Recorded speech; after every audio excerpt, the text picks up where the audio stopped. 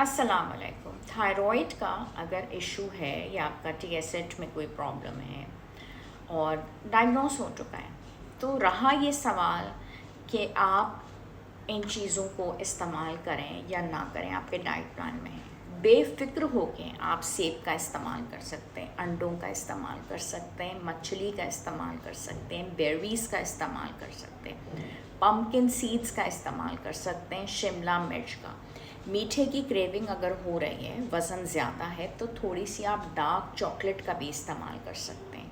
मछली अगर ले रहे हैं, पसंद नहीं है, चिकन का इस्तेमाल कर सकते हैं। एवोकाडोज़ अब मिल जाते हैं, उनका इस्तेमाल कर सकते हैं। ब्राज़िल नट्स का आप इस्तेमाल कर सकते हैं। और ये वो तमाम चीज़ें हैं, जैसे आप अगर बोन ब्रॉथ बनाते हैं, उसमें भी आप वेजिटेबल्स डाल के आराम से ले सकते हैं। ये सब की सब चीज़ें आपके थायराइड के प्रॉब्लम को सपोर्ट करती हैं।